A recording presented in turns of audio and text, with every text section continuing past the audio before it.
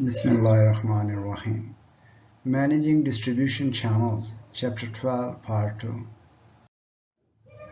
Learning objectives are: describe ways of integrating the distribution network, describe the advantages of different types of distribution system, show how cutting out the middleman reduces efficiency and increases cost, describe some of the techniques used for efficient customer response. Introduction.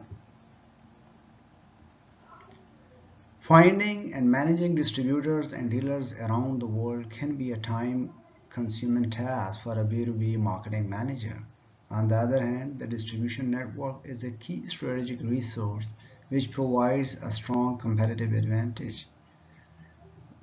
So, this chapter describes the process of discovering and managing channel partners in a global setting. Influences on channel design. Setting up the right channels for getting the product from its source to the customer involves a combination of direct selling and the use of various intermediaries and facilitators. Intermediaries include distributors, wholesalers, and retailers who are classified as merchants. The channel also may include manufacturers, representatives, or sales agents who find customers and even negotiate for the supplying firm. Influences on channel design we are discussing, and this figure 12.1 shows the factors which have influences on channel design. In formulating the firm's channel design, a marketing director must take into account a number of environmental influences as well as company resources and capabilities. So the number of environmental influences are competitor, availability of resources, culture, company objectives and resources, distribution strategy, product characteristics, customers. All these factors must be taken into consideration when a marketing manager is going to design a distribution channel. Marketing channels. In figure 12.2, we see a manufacturer selling directly, either through its own sales force or through the internet to certain customers.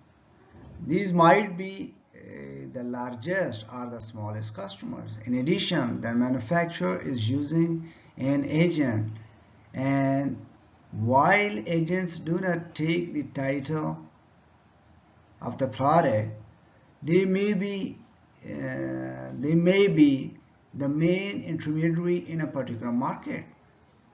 This manufacturer also uses a distributor, wholesaler, who sells the customer, as well as dealers, retailers, who also sell to customers. Is shown in a relationship between the agent and distributor. A manufacturer may choose to have independent sales agents who call on distributors helping with the sale. Anyone manufacturer may very well have distribution pattern that looks like figure 12.2. Firms management must frequently reevaluate its choices, changing the distribution patterns to suit the needs of new market segments that is identified.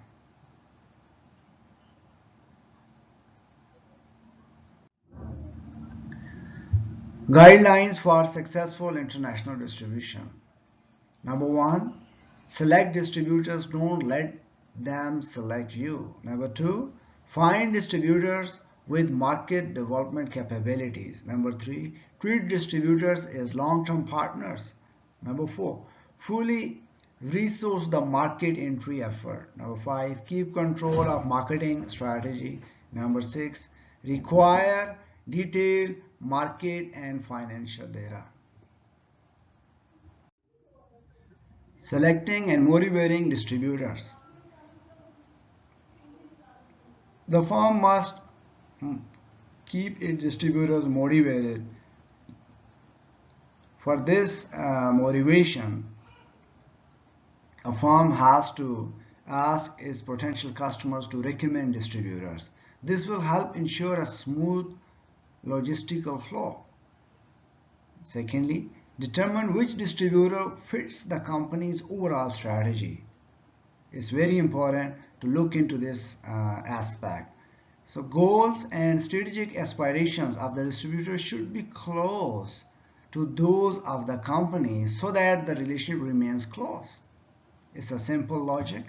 For example, a conflict might arise between an aggressive company seeking rapid growth and a distributor which prefers high profit margin at the expense of growth.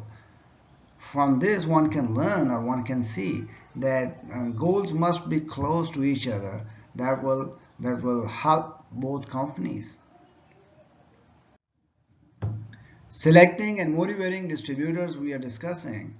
So a firm must visit the distributor regularly. This helps to build the relationship by keeping the company up to date with developments in the market and allows the distributor to raise issues. It is probably also advisable to allow the distributors access to staff at all levels in the organization. That means technical people, administrators, and financial managers, as well as marketers, since this will also strengthen the relationship. Selecting and motivating distributors.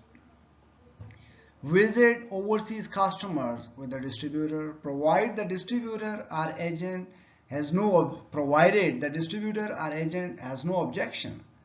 Joint visits to the overseas customers also help to support the distributor and build relationship. Customers usually welcome the opportunity to have direct contact with the company. Selecting and motivating distributors.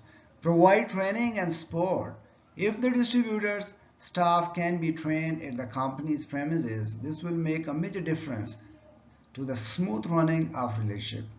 Since the distributor will make useful contacts for informal resolutions of minor problems and will help and will develop a better understanding of corporate culture. Managing distribution channels. Channels can be led by any of the channel members, whether they are producers, wholesalers, or retailers, provided the member concerned has channel power. This power comes from seven sources. It's shown in table 12.4. I will discuss this table 12.4 after the discussion on managing distribution channel. Channel cooperation is an essential part of the effective functioning of channel. Since each member relies on every member for the free exchange of goods down the channel, it is the members' interest to look after each other to some extent. Managing distribution channels. Channel cooperation can be approved in the following ways. The channel members can agree on target markets so that each member can best direct effort toward meeting the common goal. And secondly, define the task each member should carry out. This avoids duplication of effort or giving the final consumer conflicting messages. A further development is co-marketing, which implies a partnership between manufacturer, intermediaries, and retailers. This level of cooperation involves pooling of market information and full agreement on strategic issues. Economic sources of channel power are described in table 12.4. Channel management techniques.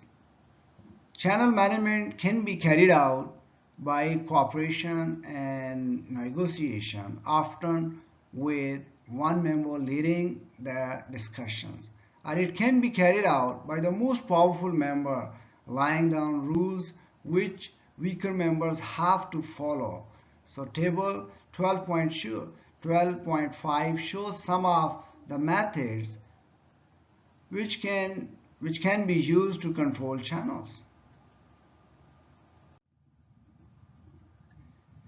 Efficient customer response.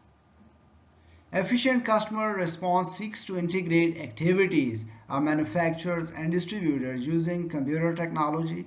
The expected result is a more responsive stocking system for the distributor, which in turn benefits the manufacturer.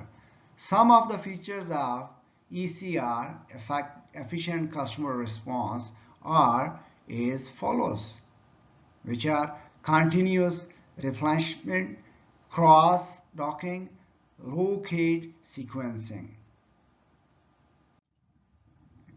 Efficient customer response. The first one is continuous replenishment, under which the supplier plans production using data generated by the distribution network.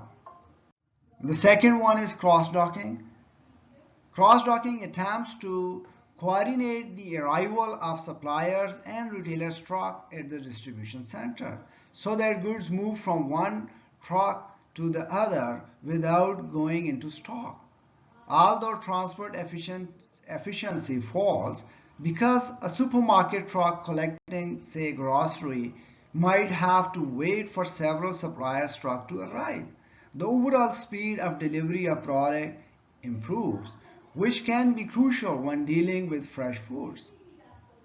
And the third one is rule case sequencing for efficient customer response. So rule case sequencing allows storage of products by category at the factory or warehouse. Although this adds to the labor time at the factory, it greatly reduces labor time at the customer's warehouse or the retail store. Since the roll cages can be moved directly into position. Summary. Distributors provide a wide range of necessary services. Distribution can be a critical success factor in B2B markets. Distribution might be intensive, selective, or exclusive. Each has its advantages in specific markets. Distributors should be treated as partners. Conflict within distribution network is inevitable. Channel management is carried out by cooperation and negotiation. Cutting out the middleman is likely to increase cost and reduce efficiency. So it means that companies have to rely on the intermediaries, but the thing is that companies have to manage these intermediaries efficiently and effectively to improve the overall efficiency of the distribution system. Thank you. That's all. Thank you.